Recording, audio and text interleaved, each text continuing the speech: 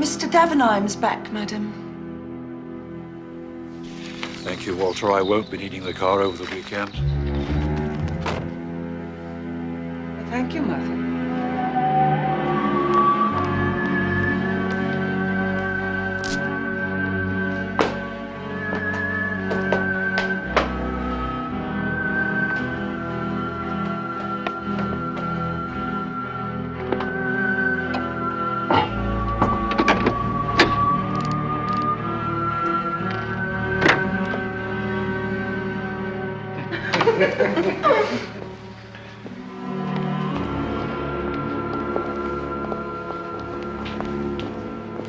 You look tired. Darling, servants. How was your meeting this morning? Well, so-so. They must refer back to Wall Street, so it'll be a few days yet. Oh, by the way, Lowen rang. He said he would be catching the earlier train, after all. Oh.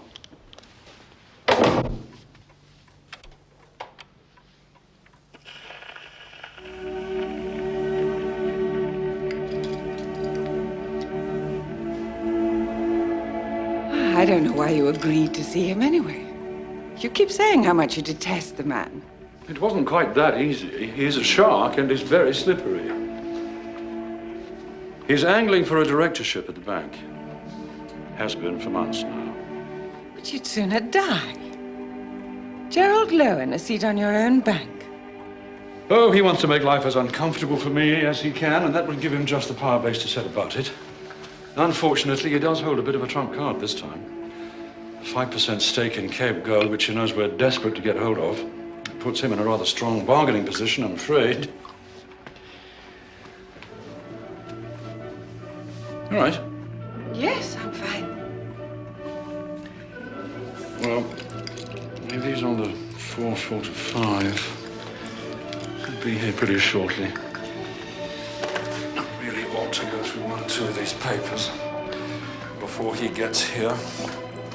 I'm sorry about all this.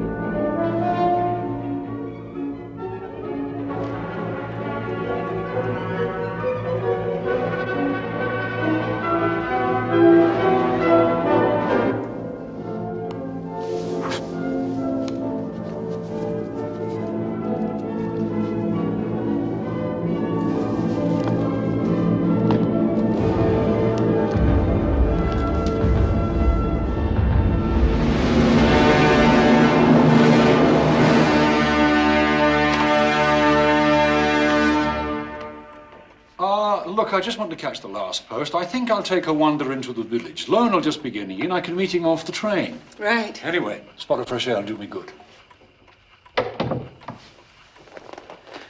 Mاثيو.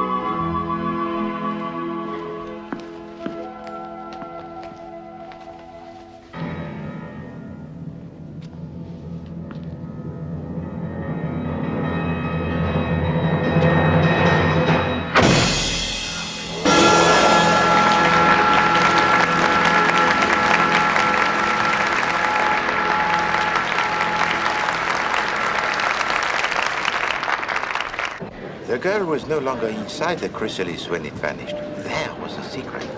It baffled even Poirot for a full 10 seconds. The key, of course, lies in the costume of the girl. Inside, there is sewn a network of very fine steel wires. Well, the human beings are made of flesh and blood, no? To make them vanish into the air? C'est impossible. You think so? I take it you haven't heard, then, about the strange business of Mr. Mathiew Davenheim. We are talking about Monsieur Davenheim of Davenheim and Salmon? Ah, the big banking firm. Of which Mathiew Davenheim was the senior partner. And a very wealthy man, too, if his house is anything to go by. Incidentally, my dear Chief Inspector, you will have a little something to warm you before you leave. Well, seeing as I'm not on duty. Yes, it's a rare old puzzle, all told. Friday afternoon, he told his wife he was off to the village to post some letters. Walks out the front gate, hasn't been seen or heard of since.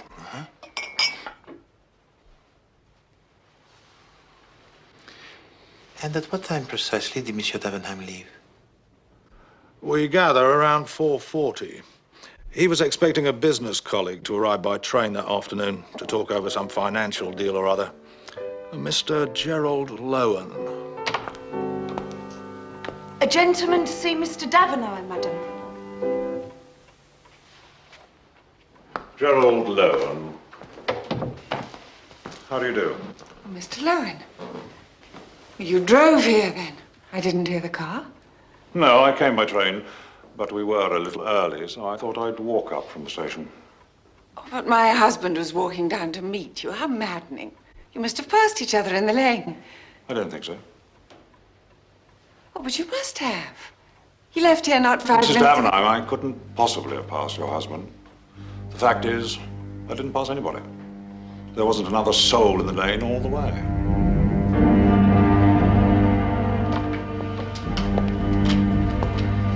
Please make yourself comfortable in here.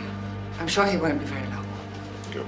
Mrs. Davenheim showed Lowen into her husband's study, and there he waited. And waited. And waited.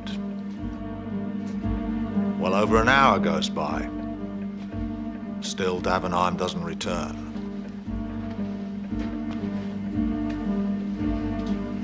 Gerald Lowen, his patience exhausted, takes his leave. This is the way your husband treats important business clients, is it? But I'm quite at a loss. I'm so sorry. Yes. I'm very sorry too, Mrs. Davenheim. Very sorry indeed.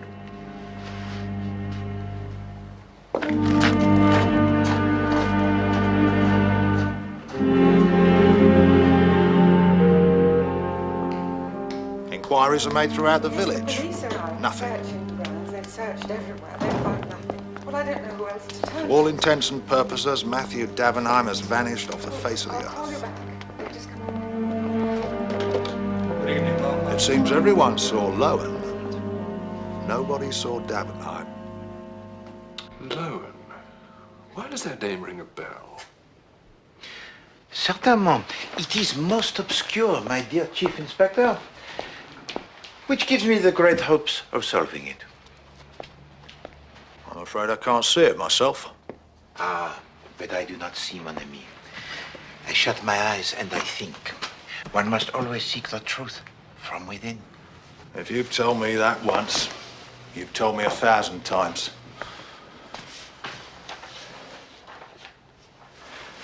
All right then, Poirot. Here's a challenge for you. A fiver of my money that says you can't solve this little mystery without leaving the house. We'll give you 7 days.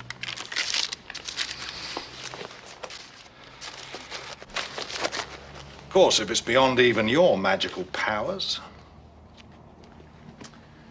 Eh bien, 7 days, huh? Well, provided the facts are placed before me and that you will allow Hastings here to furnish me with such information as I require, the solution it becomes inevitable. I accept. Good night, Poirot. Thanks for the drink. Like robbing a baby.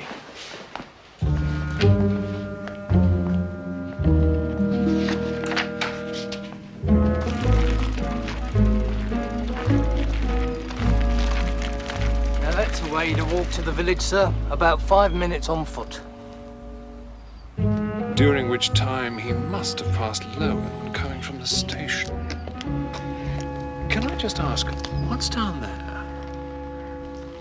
That takes you right into Brooklands, the big motor racing venue. A little way down there is a boating lake. Now, we've checked with the keeper. He swears Davenheim never passed it up. Captain Hastings, Chief Inspector. Beg your pardon, sir? What colour were they, if you can remember? Mr. Lowen's trousers, sir. Well, I know it's a rather odd question, but a rather odd person would like to know. Kind of a light colour, I suppose you'd say they were. Light grey. Very smartly turned out he was, apart from that stupid moustache. It goes back a long way, this rivalry between them.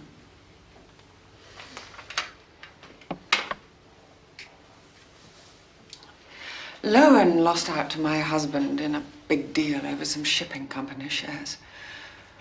Poor man was nearly wiped out. That was a few years ago now, but he's never stopped hounding Mathew ever since. I believe he came here to barter some South African stock or something in exchange for a position on the bank. Did a lot of business in South Africa, did he, your husband? He was over in Johannesburg all last winter. Must have been 3 months. He brought me back the most wonderful diamond earrings. He always brought me back jewelry of one kind or another, whenever he went away.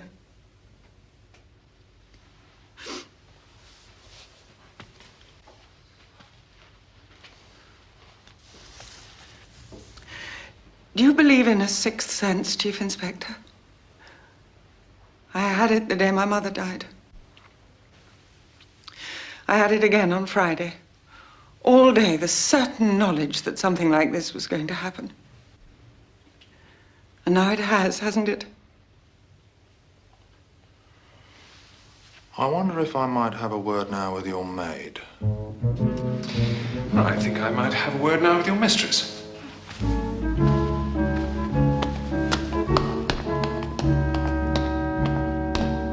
Chief Inspector. Captain Hastings.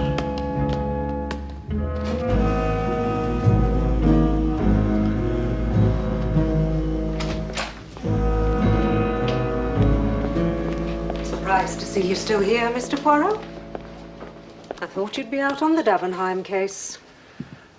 Well, Miss Lemon, the Chief Inspector Japp has bet me £5 that I cannot solve this mystery without leaving my apartment.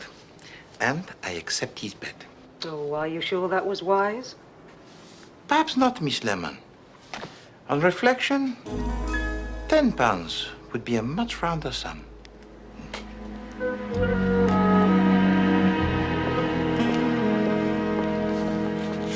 I just told all I know to that police inspector. I ain't got time to tell that all again.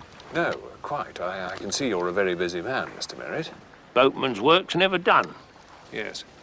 On Friday afternoon, Mr. Merritt. I remember it all plain enough. Friday afternoon's one of my busiest times. I remember looking at my watch that said 4:55. A couple of vagrants come by, then this girl on a bike. One of them was blind. Ugly looking pair, all told. Looked as if they'd been drinking. That were all that afternoon. There weren't no one else come by. I'd remember, wouldn't I? Yes. Well, I'd better be getting along. Wouldn't want to keep you from all your work, Mr. Merritt. Don't you worry about that. As soon as that paint's dry on that bench, I'll be right up and giving that a second coat.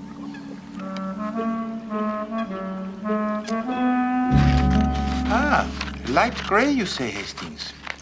That may be significant. I'd still like to know what the colour of Lowen's trousers has got to do with anything. Surely that is obvious, Hastings.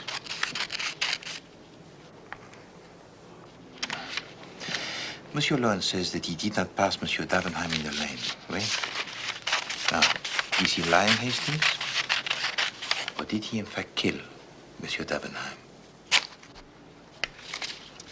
A messy scuffle in a country road, the disposal of a body in a muddy field, and still he manages to turn up at the house minutes later, so immaculately dressed. Ah. Seemed rather trivial. No, Hastings. Nothing is trivial in the matter of murder. I commend also for your attention the fact that before he leaves the room, Monsieur Davenheim puts onto the gramophone a record of the 1812 overture. Well, that was highly significant too, was it? Well, we may as yet be on the wrong track, but at least it is suggestive. Track? That was it. Gerald Lowen. Comment? Gerald Lowen. Races a couple of Bugattis. Just beginning to make a name for himself on the circuits. I bet it's the same chap. Ah, the racing of the cars, eh? Round and around in the circles. Never will I understand the passion for such a pointless pastime. Oh, you've got to experience it, Poirot. The sheer exhilaration, flying round by the seat of your pants. Yes, well, Hastings, perhaps you should try cleaning them first.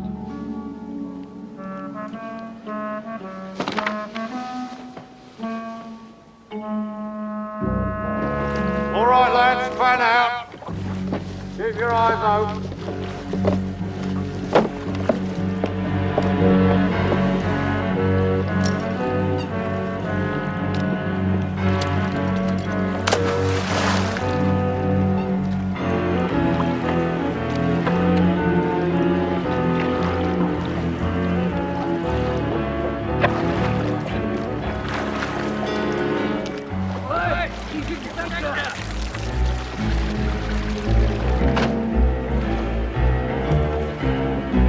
Bring it in.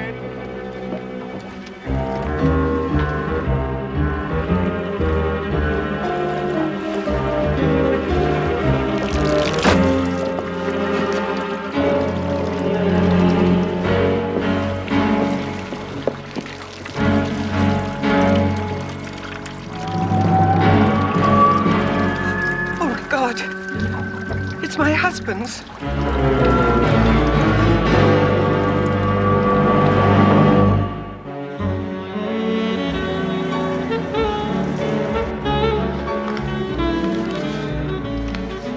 Just as well admit it, Mr. Poirot. You can't stand being cooped up here on your own, away from all the action. Miss Lemon, he becomes denser by the minute, eh? If his body had been discovered in the lake, eh bien, A simple murder problem or an intriguing suicide? But his clothes are no Monsieur Davenheim, right? We are dealing here, Miss Lemon, with a body of evidence requiring the most skillful dissection. Well, in that case, why don't you call off this stupid bet and get out there ferreting for yourself? Get out there ferreting, Miss Lemon. We are not hunting the jackrabbits.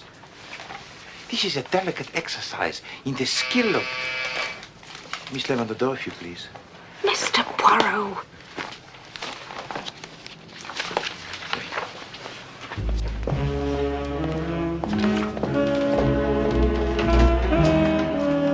Morning, sir. I've got a parrot with Mr. Poirot. No. Poirot. It is pronounced Poirot. I beg your pardon, Governor. I've got a Poirot with Mr. Poirot.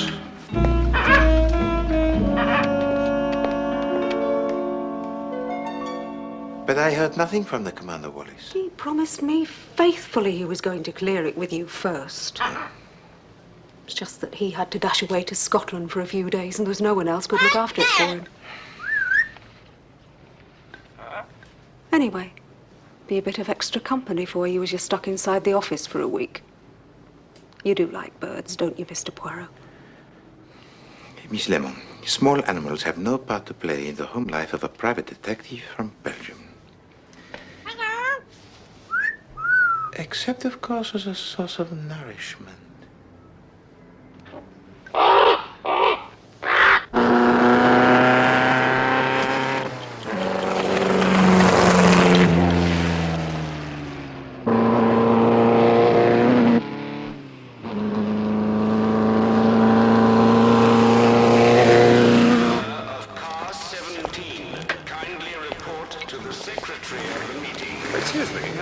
Mr. Gerald Lowen. Well, that was him. He'll come back into the paddock next time round. You're interested in the car? I'll say, never seen a Bugatti fly like that before. Best time we've ever done. Really? Yes, we can meet him by the shed.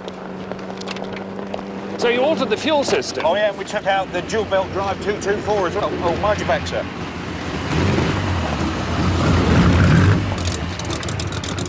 So you raised the compression ratio? Oh, yes, I uprated the supercharger, sir. Brilliant. Bet you get a fantastic HP for your rev rate. This is the gentleman who's interested in the car. Captain Hastings, you're Gerald Lowen. Hastings? Well, you better take it for a spin. Really? That's terribly kind of you. You sure? Well, you want to get the whole picture? Well, of course. Mr. Lowen?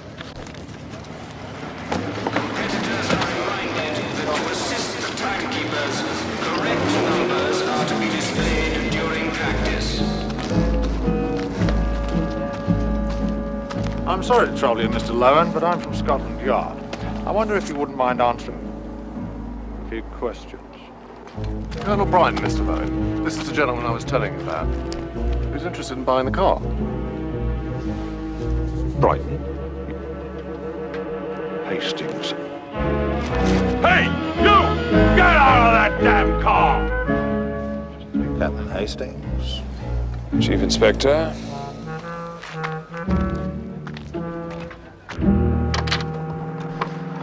I think the police have had quite enough of my time, Chief Inspector. Just one moment, please, Mr. Lowen. How many more times do you want me to tell you? I didn't pass Davenheim in that lane. Perhaps he fell down a rabbit hole. And good riddance. I gather he'd given you a bit of a hiding on the markets once or twice, Mr. Lowen. Scored a few major coups at your personal expense. Davenheim's wealth was accumulated at many people's expense. I don't imagine I'm the only financier in the city who bore him a grudge. Well, you know what it's like. Oh? What is it like, Mr. Lowen?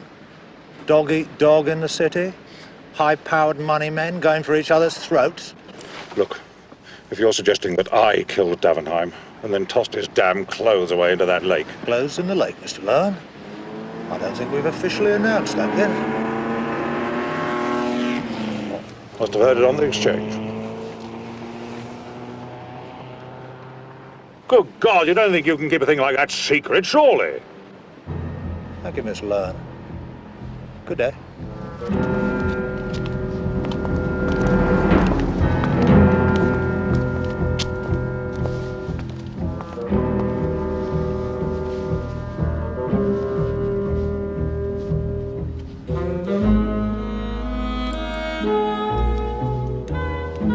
He sounds quite unbearably vain, this man Hastings. How did he know about the clothes in the lake? In the city, they would know what we'd have for breakfast if it was important to the share prices. Where does that leave us, then? You think Davenheim's been kidnapped? Where is the ransom note? Or the demand? A murder, then? Where is the corpse?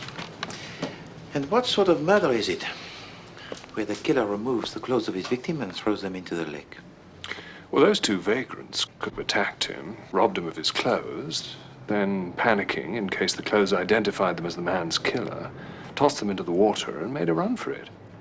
Well, the boatman said he saw nothing. Then he spends most of his time asleep anyway. Bravo, Hastings. You begin to use your little grass cells, huh? Of course, your reasoning is fallacious in every respect. Your common sneak thieves are very rarely the murderers, Hastings. And unless also he is a member of the Magic Circle and has constructed the secret trapdoor somewhere in the lane, how has he made the body disappear?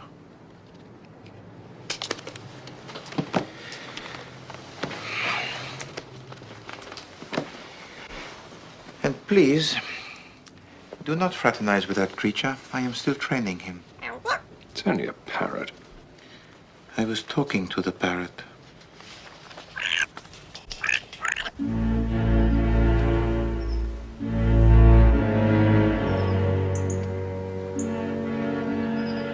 Old Moneybags is still missing it.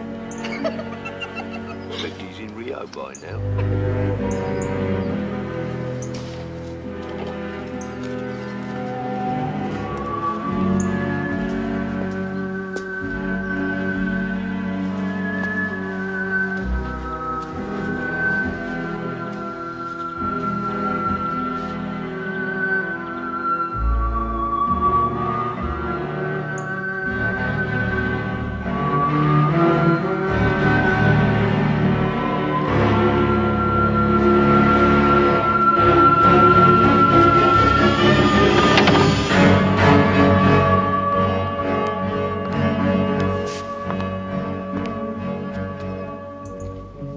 You are certain that the lock, it had been forced? Nobody knows when. Could have been like that since Friday. Everything had gone, including the gems. The gems? All those expensive jewels he kept bringing back. Cleaned out the lot. Ah, things are now moving in a very definite direction. You cannot fail to see the thread. All the same, there are still certain litmus tests to be carried out before we can be absolutely sure. Where are you going? Oui. Unless, of course, you've changed your mind. And... Certainly not. A wager is a wager. Hastings, you are not busy this afternoon? Well... I want you to help me in a little experiment.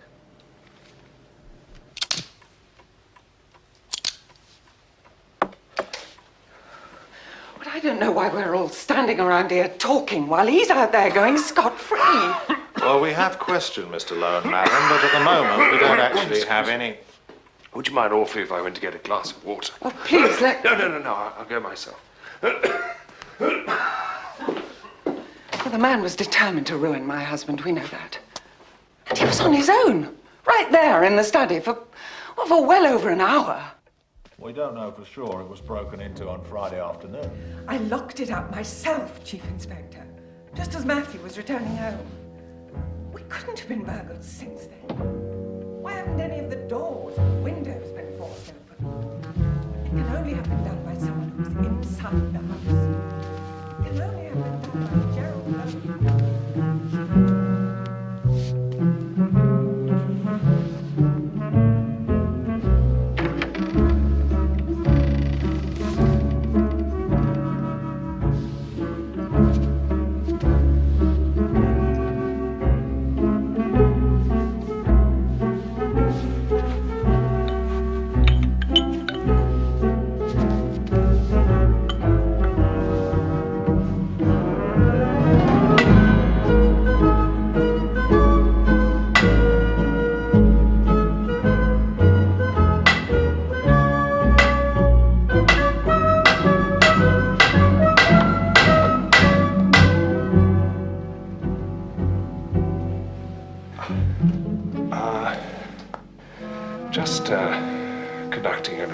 experiment that,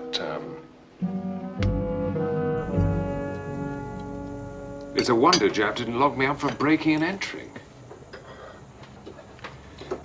But Hastings, you performed magnificently. Well, I don't see what it proves. Except that you need a strong hand to get that thing open. Lowen isn't exactly a weakling. Ah, our old friend Monsieur Lowen, huh? He has suffered so badly at the hands of Monsieur Davenheim that he vows to exact his revenge on the demon banker. So first he kills his adversary, and then he turns up at the house in order to ransack the safe and make off with the family jewels, huh? Well, it's the only explanation that fits.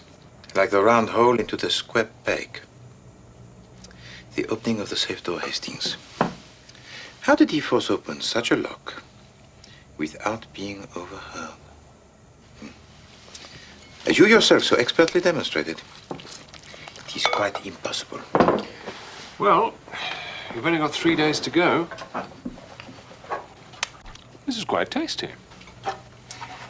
It is a recipe of my own, Hastings. Yeah.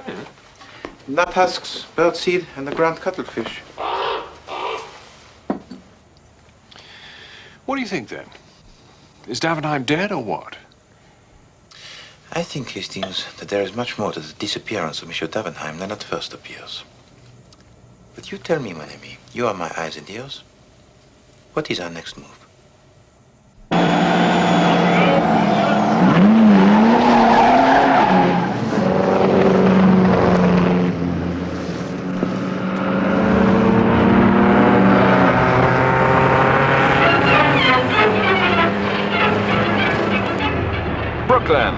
And the final meeting of an exciting season brings out the fastest of the speed cars. With the biggest thrills of the day during the big race, the Gold Star Handicap over a distance of 20 miles. A keen crowd of enthusiastic spectators takes advantage of the unusually mild autumn weather to rally at the famous track. The drivers go round and round and come out here, or at least this one does.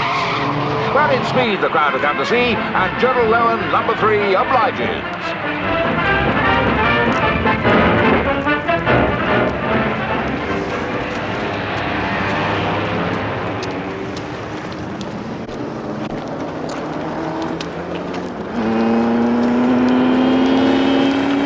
My God, he took that one a bit fine.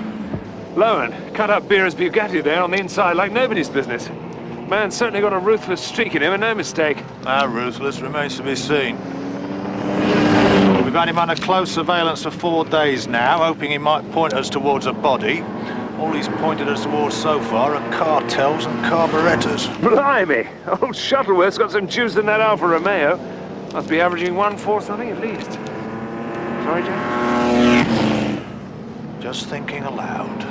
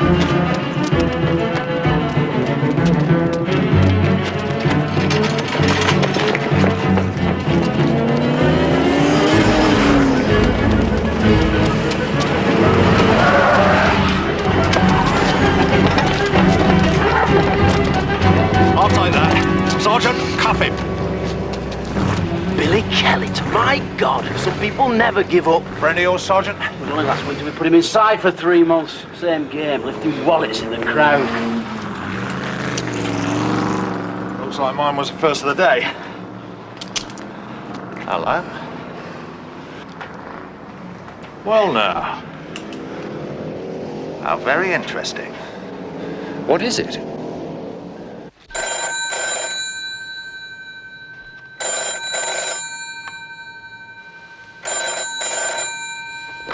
Hello? Ah, Poirot. Haven't caught you at a bad moment, I hope. Believe me, my dear Chief Inspector Jacques, if you had caught me at a bad moment, I should certainly have told you. just thought you'd like to hear the news. We found the signet ring of Maithew Davenheim.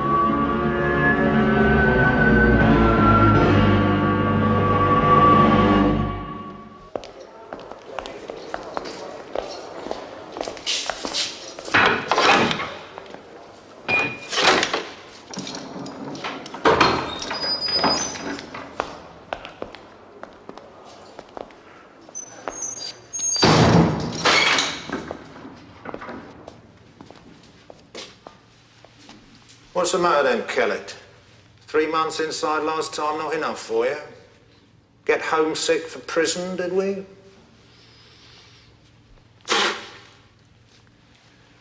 See the charming house guests we get in here? They never learn, of course, his type. Must have an appetite for prison food. I'll ask you once more, Kellett. Where did you get this ring? The wrong answer, and your next port of call could be the gallows, laddie. Well, I was with me mate, Frankie March, you know. And we was going down the racetrack, down Brooklands.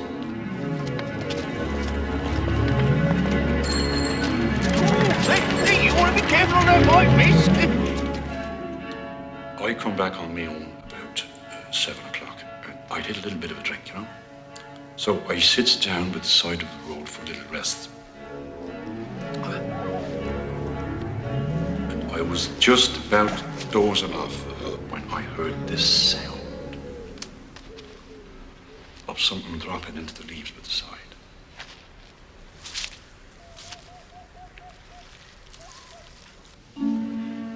That's when I saw it. So this is his story? Word for word. Someone had thrown the ring over the hedge. I looks up and sees this geezer walking away. Knobby gent with a light grey suit and a poncy moustache.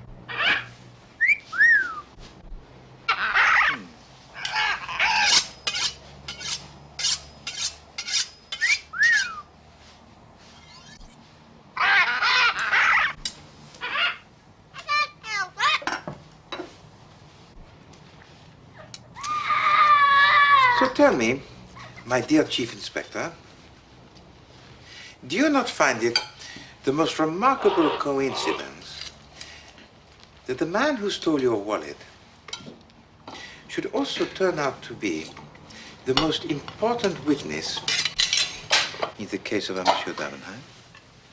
Well, rather an unfortunate coincidence from his point of view.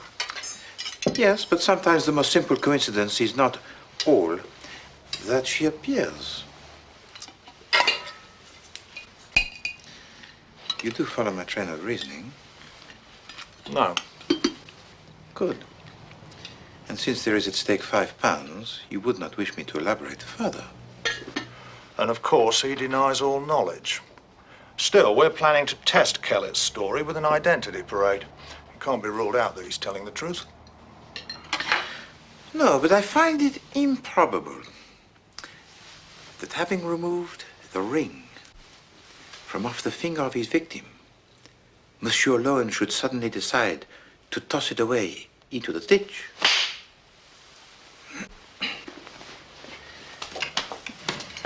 Of course, One has to ask, though, why bother to remove the ring at all? Valuable piece of merchandise.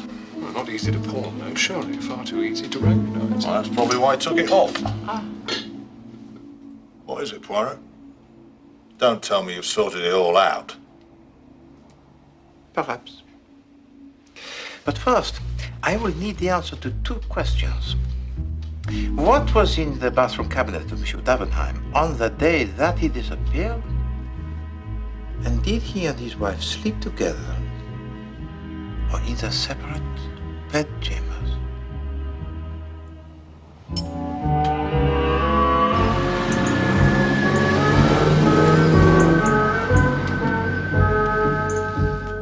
A gentleman to see you, madam.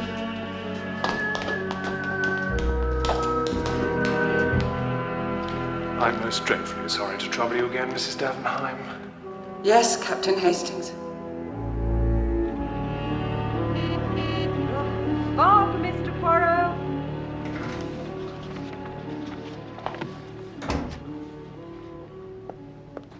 God, that's a devil of a day out there.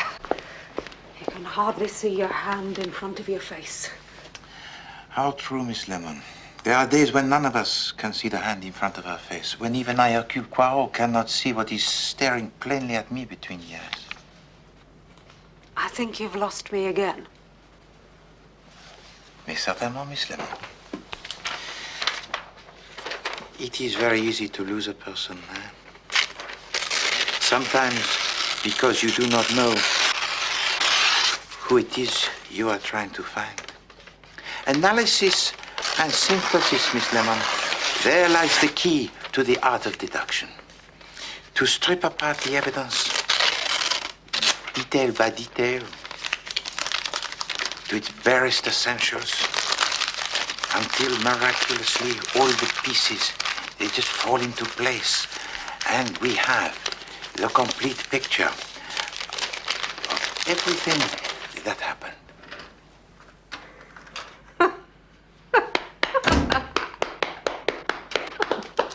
Ah, Hastings, what news do you have for me?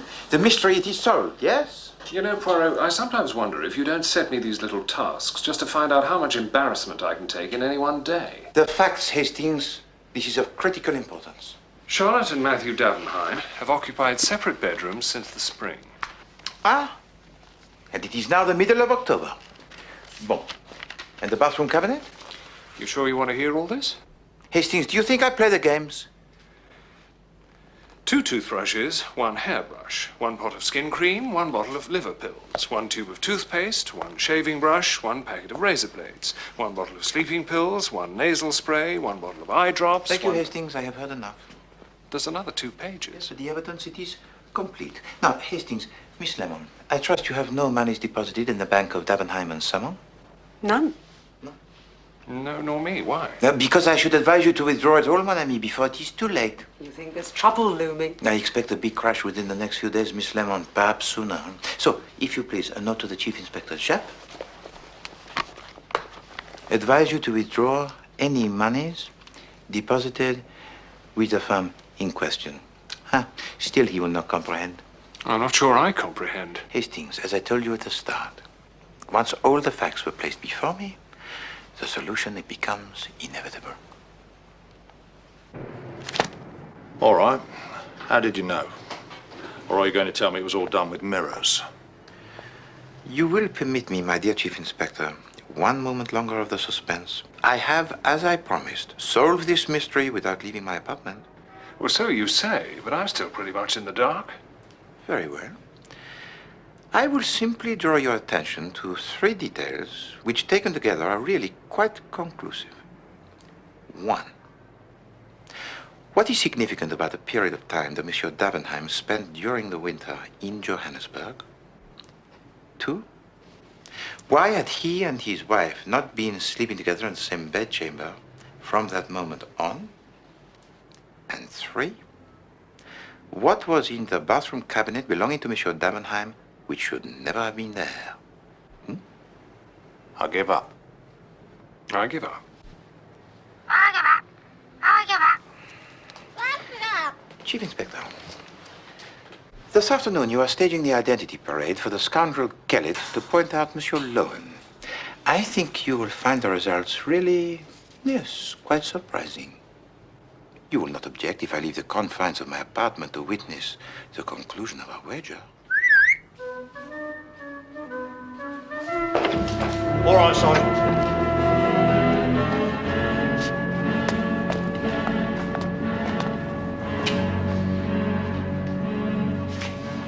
In your own time, if you would now.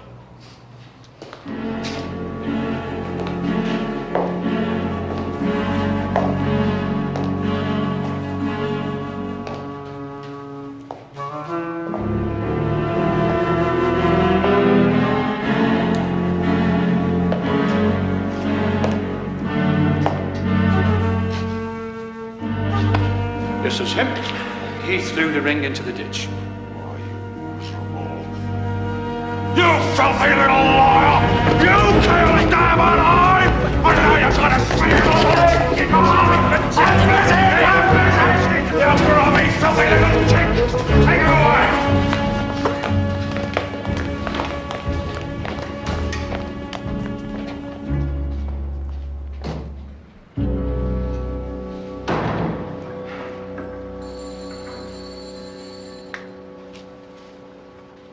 So now, what do you make of that, Poirot?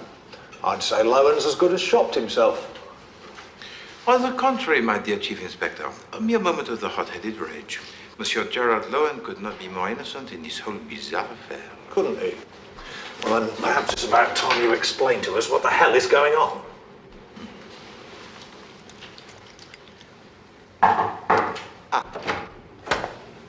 Mrs. Charlotte Davenheim, sir. Monsieur Poirot. Madame? I came as soon as I could. Oh, what is it? If you found anything out, then for God's sake, please. Oh! Stop him! All right then, Kellett, so what's all this about? Or perhaps I should ask you that question. Mais certainement, my dear Chief Inspector. I think that this charade has gone on quite long enough. Has it not? Gentlemen, may I present to you the missing merchant banker, Maitre Davenheim. Damn you. You Belgian. Take a look at this.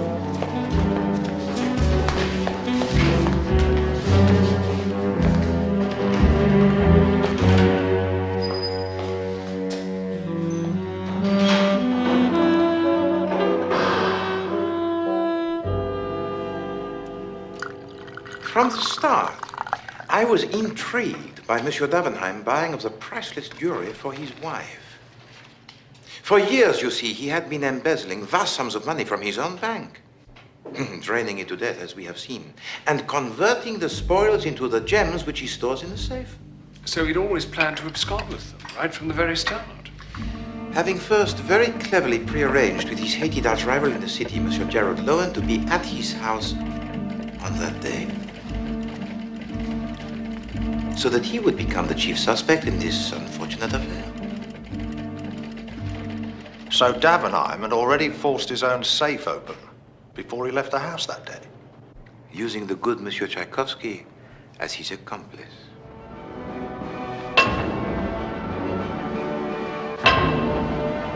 Cunningly, he uses the cannon fire in the music to mask any sound that would have alerted his wife.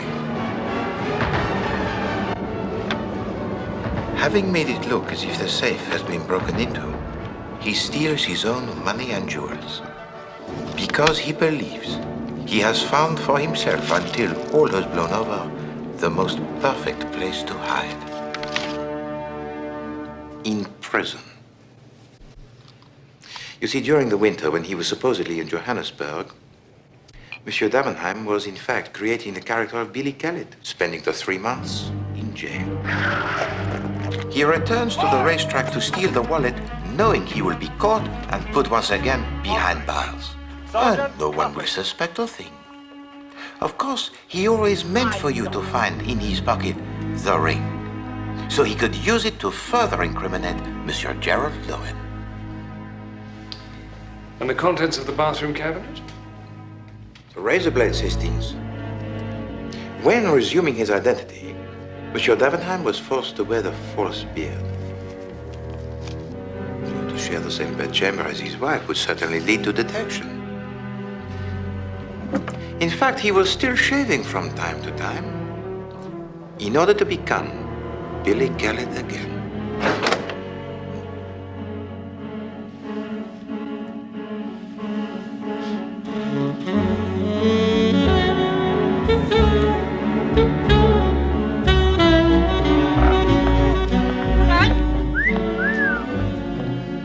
Just just so no one can say I'm not a man to honour my word. Ah, mon pauvre chap, huh? It's like robbing a baby. Robbing a baby?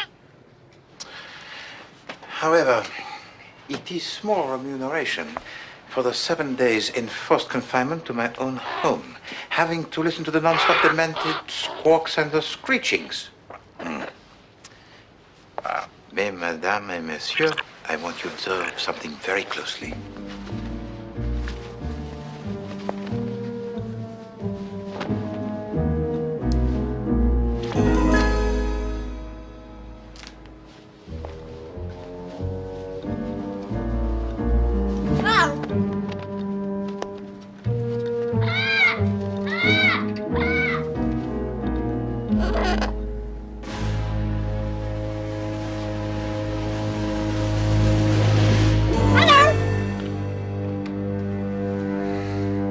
Ah, well, at least it was worth a try.